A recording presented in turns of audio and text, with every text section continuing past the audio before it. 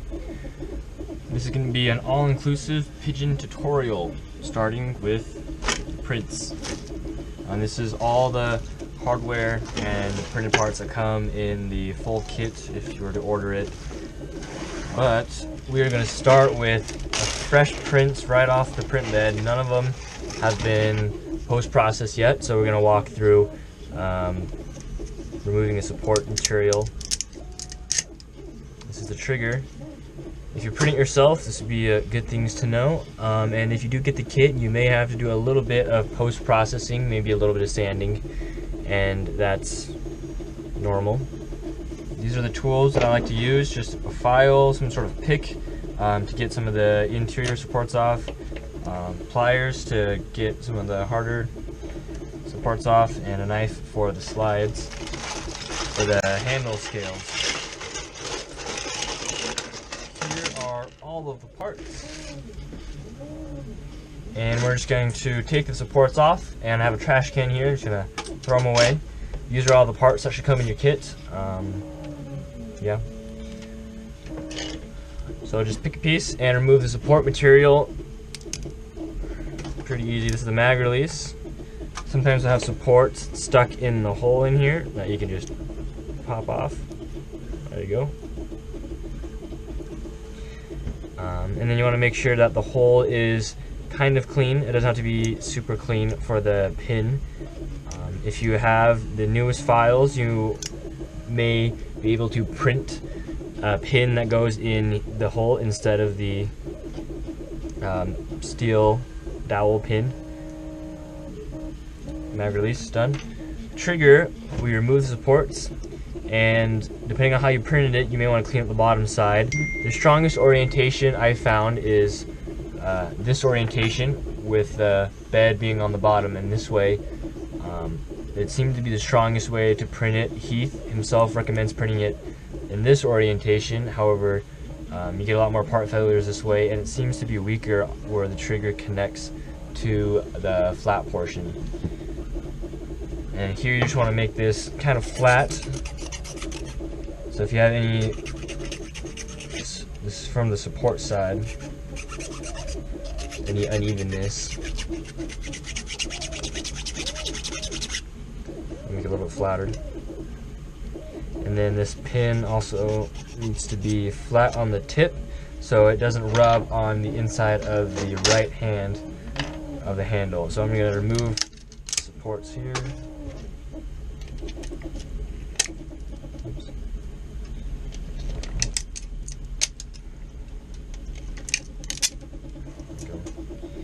And it should slide in here like that. So pretty easy to slide in and out, and a lot of times the pin will be a little too tall. You want to make sure it slides freely. And I have a deburring tool here. You can also choose a knife, and like to make sure the first layer is nice and flat. It doesn't have any elephant's foot on it.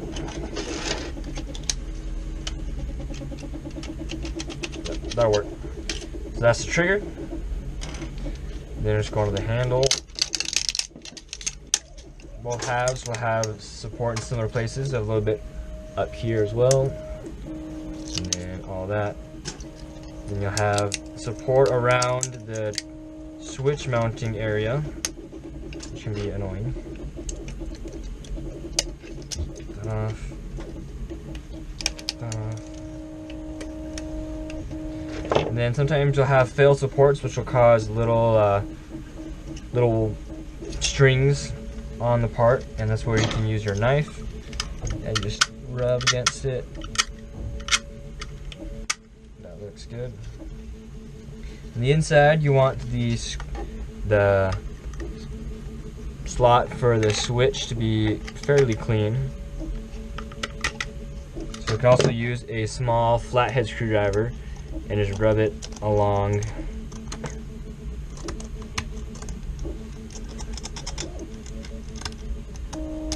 And that should be clean enough. And then you'll have supports in the holes for the screws, for mounting everything together. I'll just get a pick or a small screwdriver and pop those out. And if they are really dirty or not very clean, if the first layer isn't super good, then you can use a drill and you can just drill these out, make a 5/16 or just a small drill. So you have a nice clean screw port.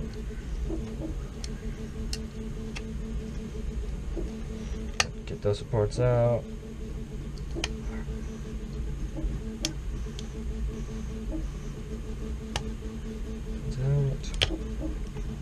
That's good, that's good. Alright. Half the handle's done. The other half, same thing, supports.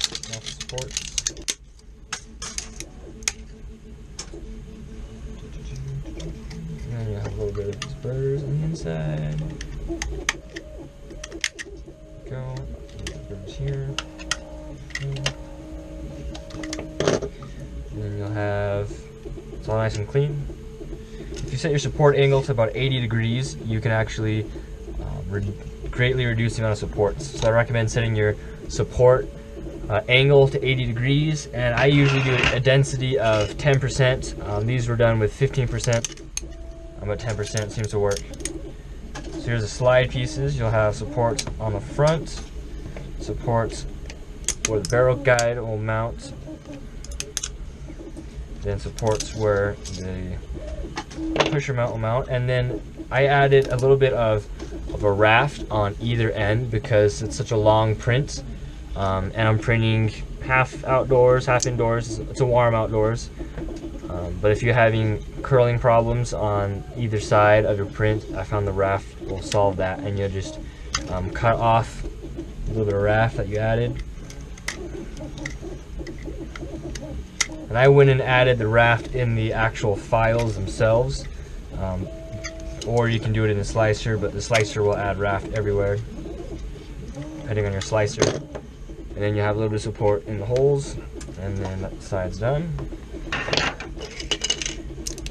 And then the rest of the supports on this side.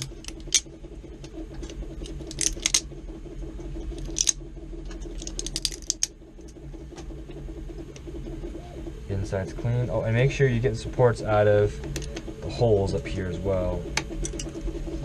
Little decorative holes can have supports in them. That looks good. I'll just use a knife and carefully cut around the raft.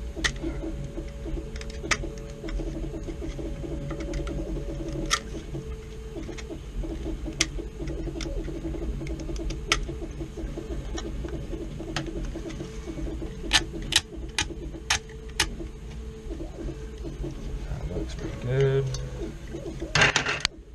And then the barrel guide will have supports just here, that's it, but the inside, depending on your print quality and settings, can have some spider webs in it, so I like to use a round file and just go around the inside and clean that up. The cage.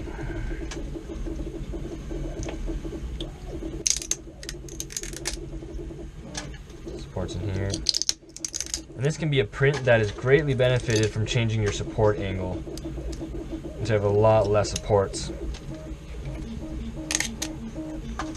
And then one last thing on the cage before we're done with it is I want to make sure that the motor ports where the motor's shafts will go are clean, the bigger holes. So I like to use either a file or a deburring tool or this stepless drill bit and just open up the holes a tiny bit. And that's that. So when you have your honey badger motors, or whatever motor you're using, it should fit in that hole and you should bottom out against the cage. Just like that. Probably cannot see that. But it should be able to insert all the way so the top of the cylinder portion of the motor is flush with the floor in the cage.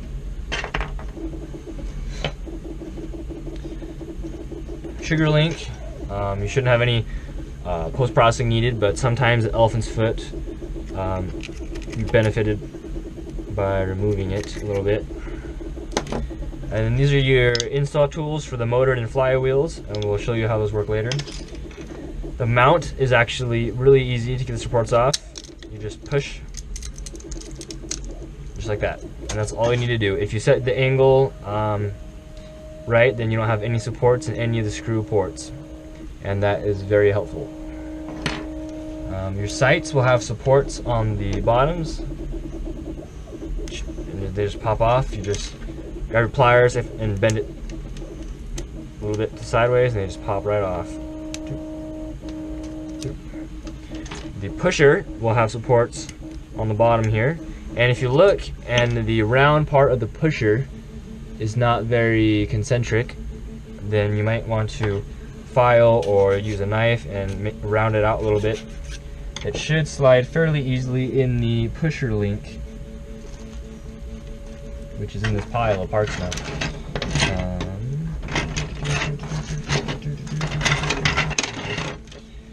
It goes in the large end, and it should rotate really easily, and that is very good. Then the last parts, your muzzle, your tab protector, and your slide lock should not have any supports. I've added a raft on these as well because they're so tall and skinny that they'll like to fail very, very often.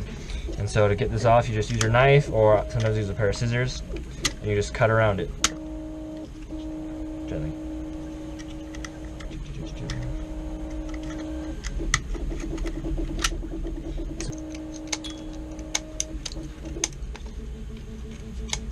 And we're done. That's all the post-processing needed for the parts. I'm gonna go ahead and put these tools to the side.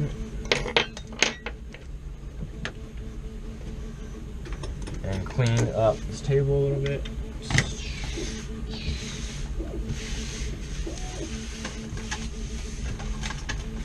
Alrighty. Now we can go on to the assembly. So I'm just gonna do the main body first. Make sure everything fits together. So we'll have the trigger, the mount, sitting like this. We'll have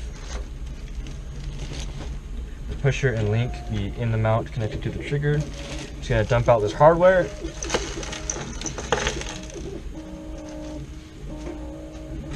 Awesome. Alrighty. Should also have a checklist for the hardware. Side.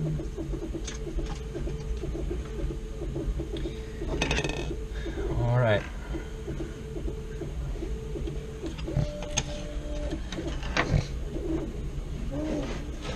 We're gonna go ahead and do the trigger first. We'll do the trigger first so we can get the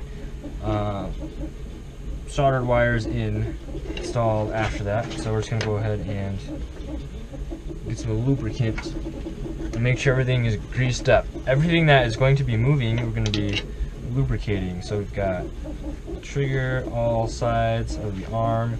We'll have the, well, I guess we'll have the bottom of the trigger a little bit. Just lubricate everything. And that'll slide in here. That'll slide just right. Hopefully. Yep, that'll work. And then we'll have the pusher mount, and we're just going to lubricate the pusher. And then I like to lubricate the mount, all the sliding parts of the mount. We have the slide for the pusher, and then we have the side channels for the slide pieces. The most updated pusher mount has cutouts so we can get the slide on and off easier, and it makes a big difference depending on your print quality. Now we're going to take one of the longer screws, and we're going to install the pusher on the mount, just like that. And then we're going to put a screw through the bottom or the back of the pusher link into the mount.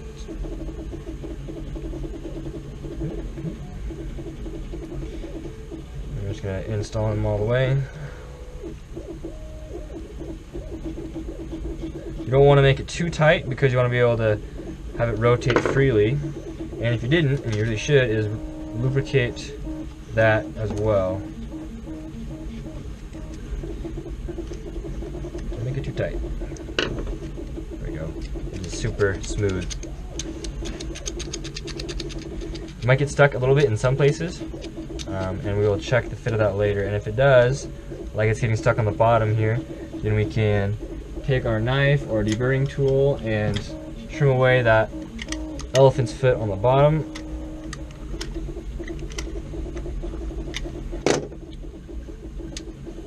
Yeah, and now it's not getting stuck there at all. And then we're going to slide the pusher link onto the pin of the trigger, like so, and then push that whole thing down into the opening on the handle, and it should sit like that. Then we'll test it to make sure it still functions. When you pull the trigger, it should push, and it pushes, and return, push, return, good. So we're gonna take, I like to use a small Phillips screwdriver for this, and we're going to put 2 more long screws in both screw ports on the mount. I like to use a small screwdriver for this because it's a lot more maneuverable, so you can get it around the pusher assembly easier. Make sure the holes line up, tighten her down, and then do the second half, or the second screw.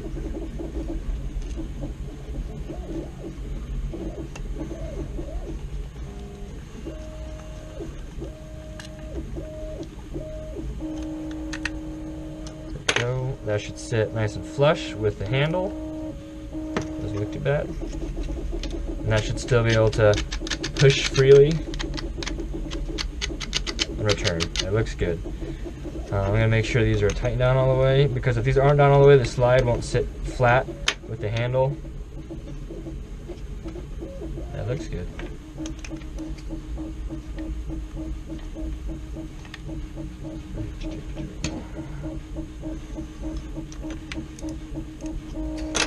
Alright, good to go. Now we're going to move on to installing the motors.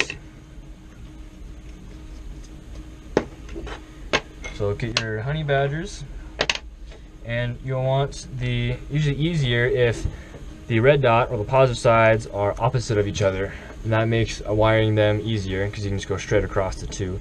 So make sure they both push up in all the way in the wells. Looks good. And then we're going to use the small little screws, the flywheel screws, and the motor screws, and we're going to put them in the motors like this.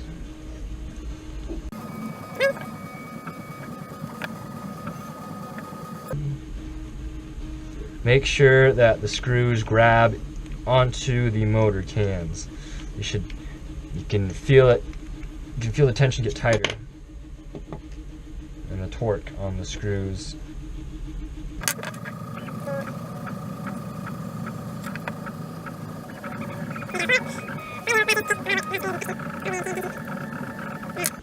Those look good. They're both in there all the way.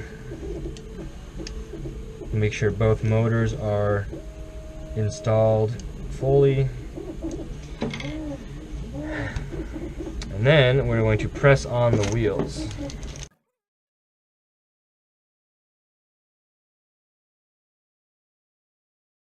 We're going to take, this is the motor half of the motor install tool, and put it on the bottom.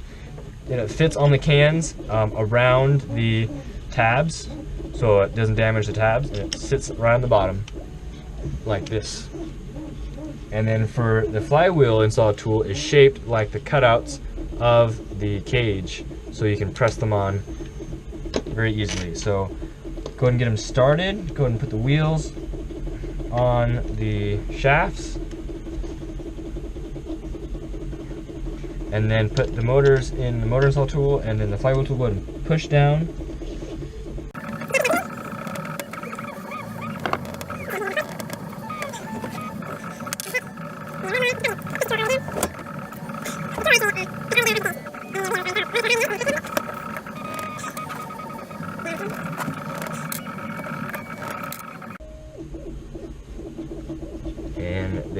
look like they're lined up. Done with the tools, so you can keep them in case you want to uninstall and reinstall. And that is the cage, which will sit just like this. Now, if you install it, you'll notice that the tabs are extremely close to the trigger. And so Heath has designed a tab protector that sits in between them. But the tab protector is very, very tight fit. It is the same height as that gap between the bottom of the motor cans and the trigger. So what you need to do, especially if you use the tab protector, is you're gonna actually push down the tabs. So they're almost touching the can. Now you don't wanna push them down and pull them back up and push them down and pull them back up, or you'll break the tabs. But just push them down like that. And then we're gonna go on to the soldering portion. So what we're gonna do is we're going to wire one side of the motor to the COM and one to the normally open. No, the normally closed. The NC and COM, one will go to the battery and one will go straight to the motors. One wire will go straight from the battery to the motors. The other wire will go through the NC and out the COM. So what we're going to do is I'm going to go ahead and heat up the soldering iron. So we're going to wire to two motors. So just strip the wire, strip a little more. Oops. Measure the distance between the two. Then we're going to strip it again.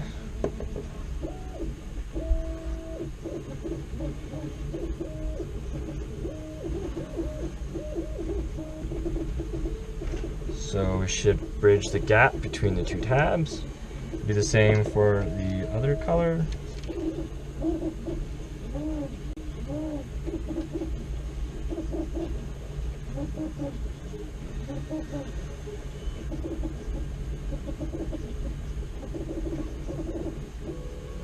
Be able to reach that.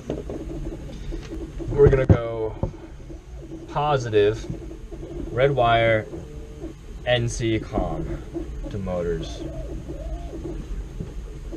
So we're gonna go motors COM out NC to the battery or to the XT60. Also have a plethora of heat shrink.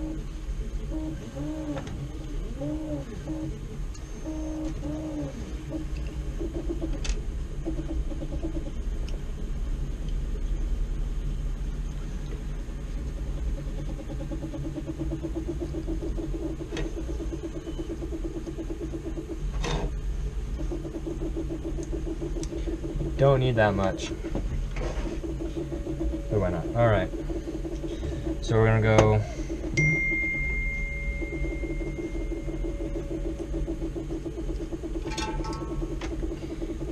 tin the tab. Get the ironing up. Tin the wire.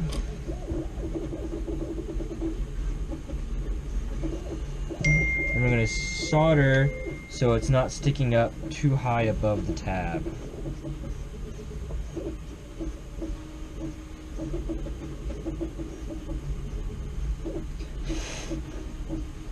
Like that. Tin the tab. We'll just tin all the tabs.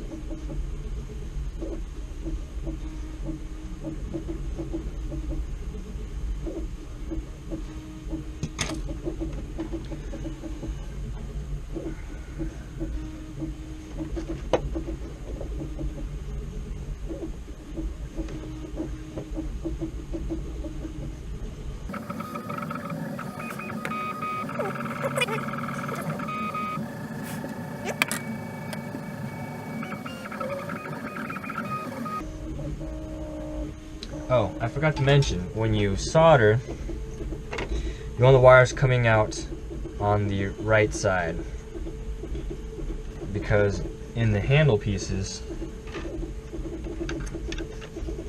you have more room for the wires to come out this side than on the side of the switch. So when you wire them, try to wire them coming out this way. And I did the opposite of that, so I'm gonna resolder this real quick.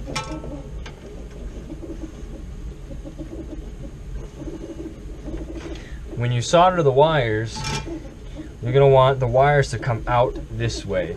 So you'll want to solder coming out like this.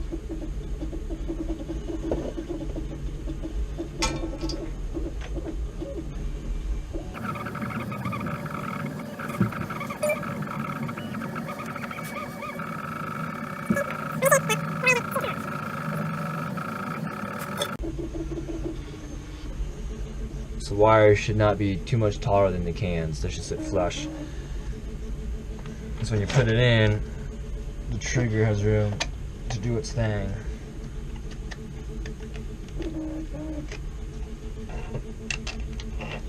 Now I'm going to go positive to calm.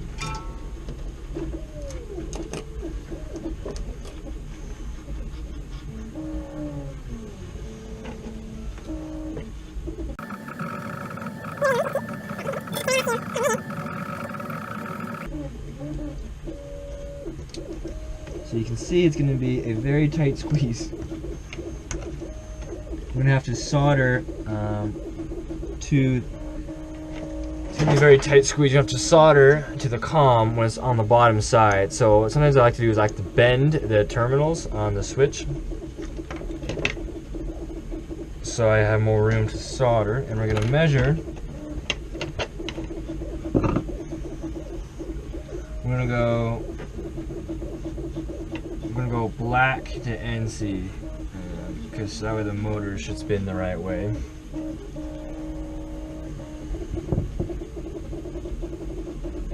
So if you went from the black wire to the COM,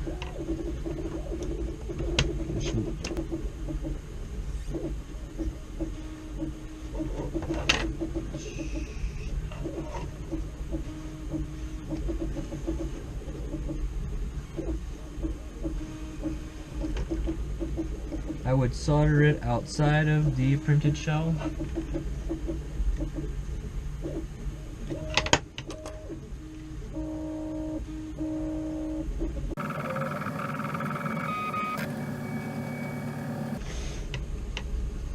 Alright. I'm going to make these around the same length, just so they're uniform.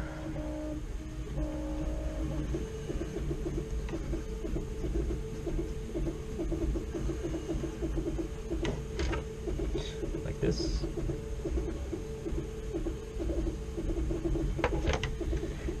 And then I'm going to pretty much fill the connector with solder.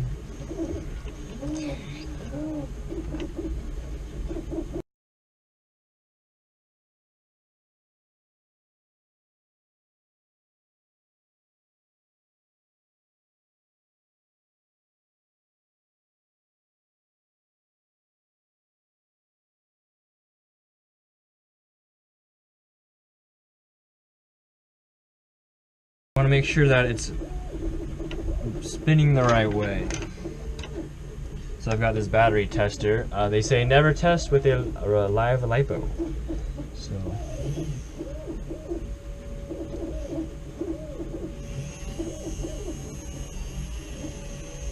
looks like it's going backwards.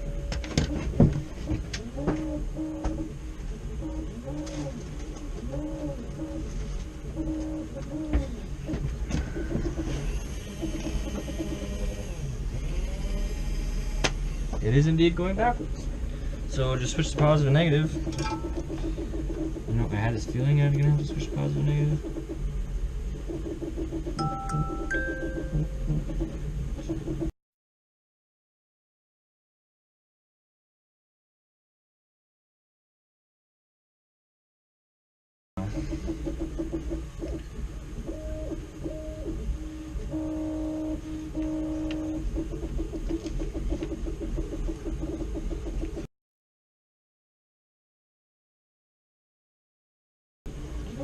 Also, if you have a hot soldering iron, be careful you do not melt your XT60.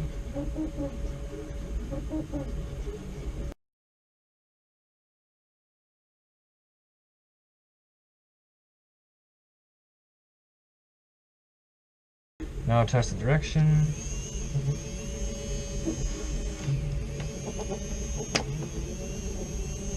Yep, looks good. So you want to go positive on the positive of the connector to one motor, and then you want the negative to go through the NC and the COM and to the negative terminal of the motor and the positive terminal of the second motor. And then make sure the trigger works. Work, might be a little stiff, but we'll check it. So before we do much else with the shell, we're going to install the mag release, the trigger, and the pins with some screws. We're going to use the smallest and the medium length screw. We're going to use the mag release pin or the printed pin. We're going to use 2 long black screws. And we're going to install them as follows. We're going to put one end of the trigger spring on the trigger and the other end on the screw port directly across from the switch. And if you have the larger spring, you can put the screws in first, and then you can just link the spring to it. Like so. This is a good time to test the function. It looks like it'll go down and up just fine. And then the mag release is a little trickier. You're going to want to put the screw with a short screw. You should have 3 in your kit. You can use a long screw. I like to use the short ones.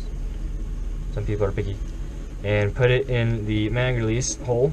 We're going to tighten it pretty much almost all the way down so the head of the screw isn't poking too far out of the mag release.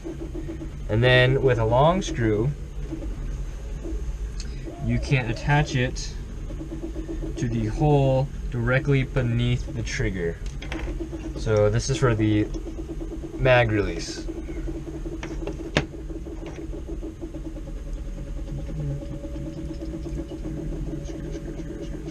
Screwed in the screw and the spring. Screwed in the hole.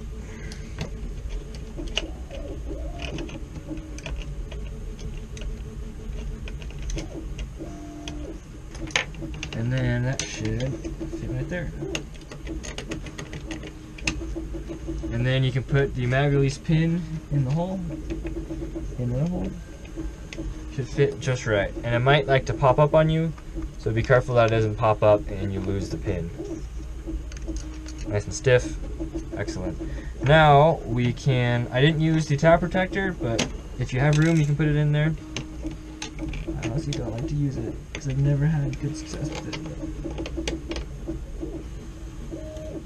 And I think we might have to trim it if we do use it.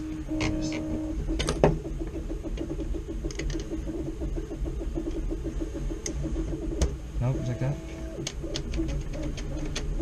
And we'll probably want to put a lot of lube on that. I'm going to put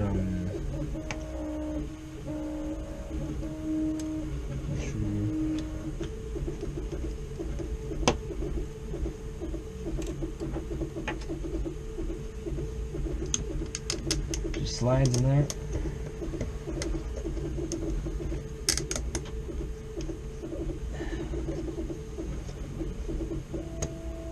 Make sure that the trigger can function.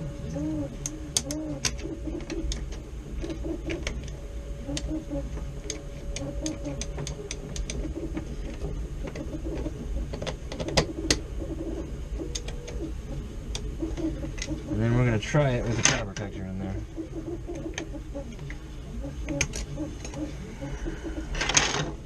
Hold the mag release down. Make sure the trigger is not pinched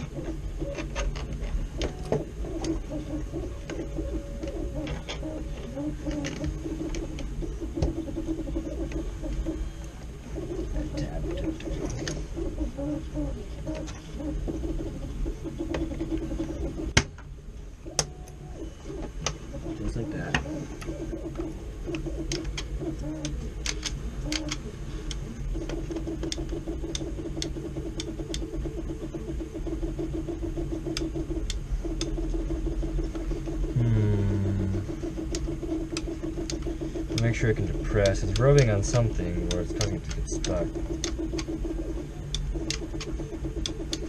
And well, we didn't lube the top of the trigger.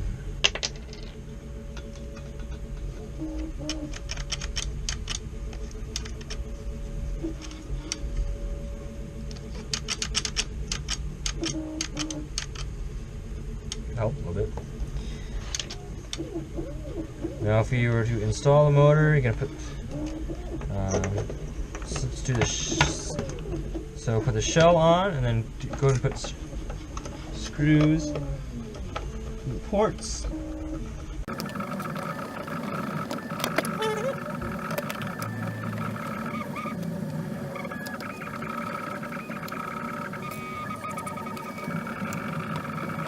To the trigger functions.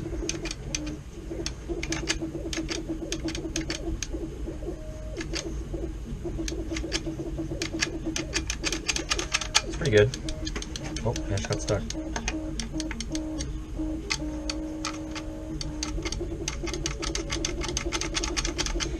Install the cage by sliding the wires in the groove next to the trigger.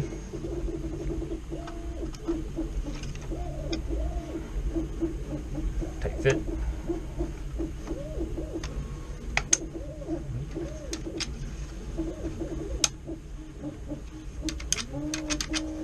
Then, if that still functions, make sure the trigger still works. You can attach the cage with screws.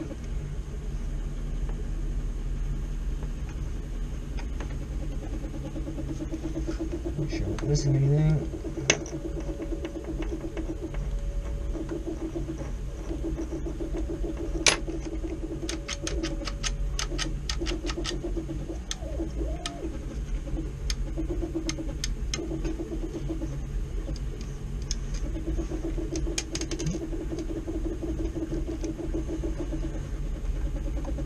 You should hear the trigger to press the switch. Switch off, on. Click, click, click, click, click, click, click, click, click, click. Make sure it's well lubricated.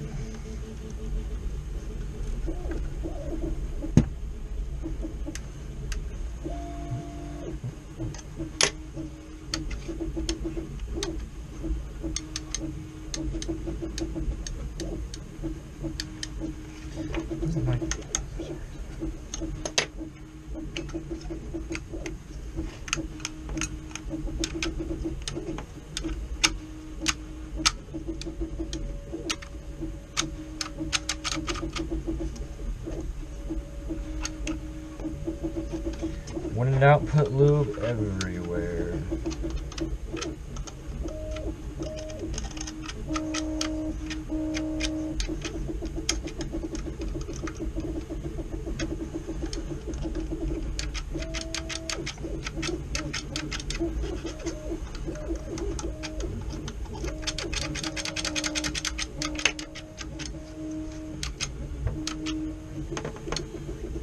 And then thigh lock handle scales can be attached with the other motor screws.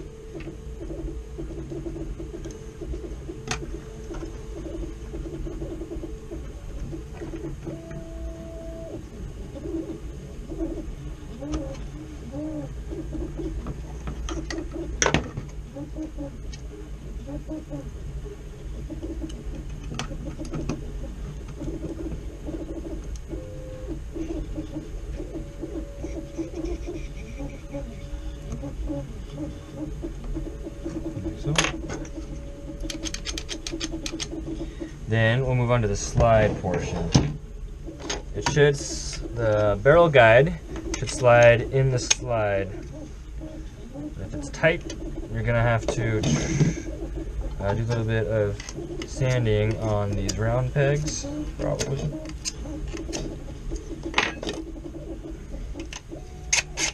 Yep. And then the other half.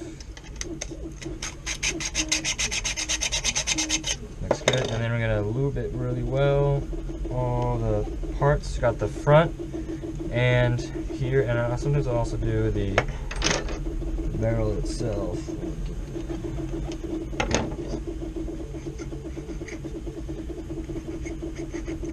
And then sometimes I'll put some lubricant on the barrel.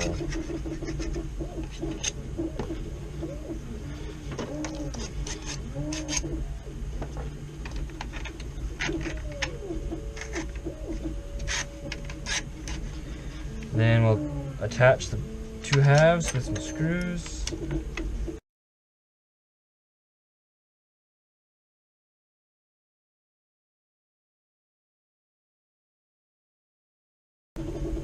Alrighty. There's 4 screws in it, but then the slide, or the sights, act as other screws. They help hold the two halves together. So these should slide in. They'll probably be really tight, and that's so they don't fall out later. So I like to use some tools to help push them in.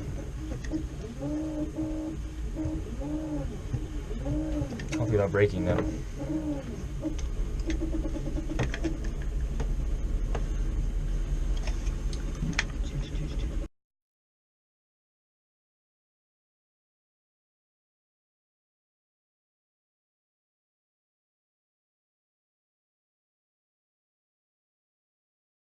Perfect. Now the rear sight, just as difficult.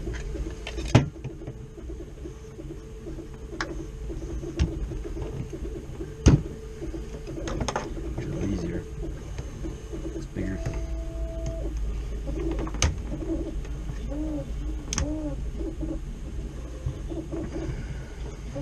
Some more. Perfect.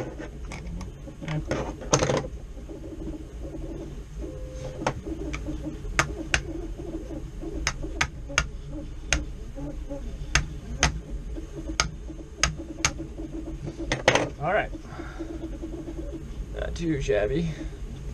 Now the orange tip is meant to be super glued onto the slide. So, I'm going to do that later. And then the slide spring, you can take a short or long screw and attach it to the slide, like so. And then attach this other end to the handle. The easiest way is use a short screw. Put the screw through the spring and then move the spring over to the handle.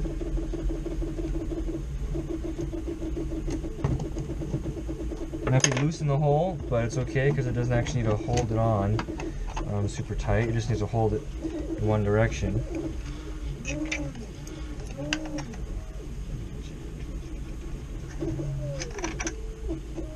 Right here, I just push down the tab on the switch so I can slide the slide on top. Pull it down all the way. Slide it down, back, and down, like so. Just lock in. Push it forward, maybe. Oh, slide lock's in the way. It does its job. There we go. And then you can attach the barrel guide with screws as well.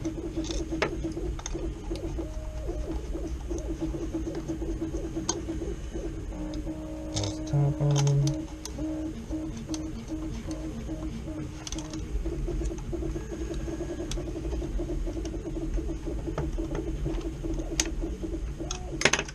There you go. Lock, engaged.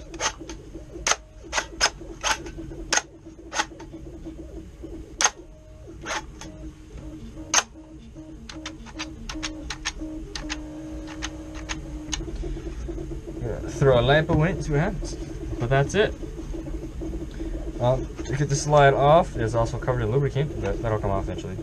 To get the slide off, you'll pull it down, or you actually pull it down. To get the slide off, you just unscrew the screws in the top and the barrel guide.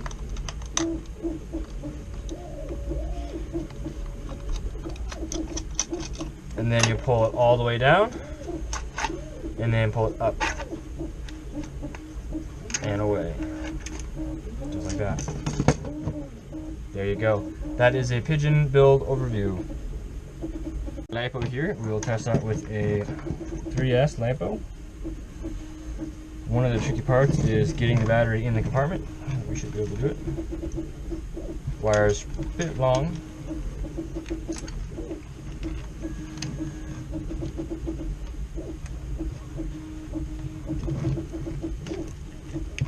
You can squeeze in a 1500 mAh milliamp hour LiPo.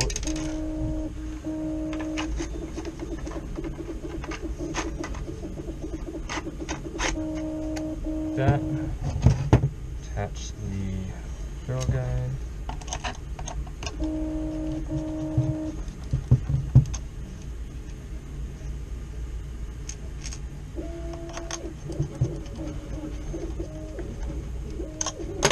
There we go. And we can glue that orange muzzle tip on for safety reasons.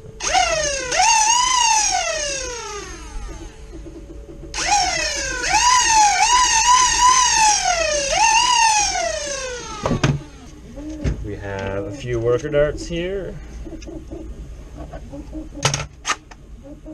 Load it up. Test that gravity drop real quick. Being able to do this. There we go. Load it up.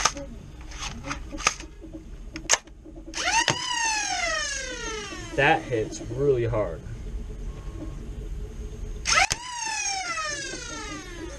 Broke the head off those workers.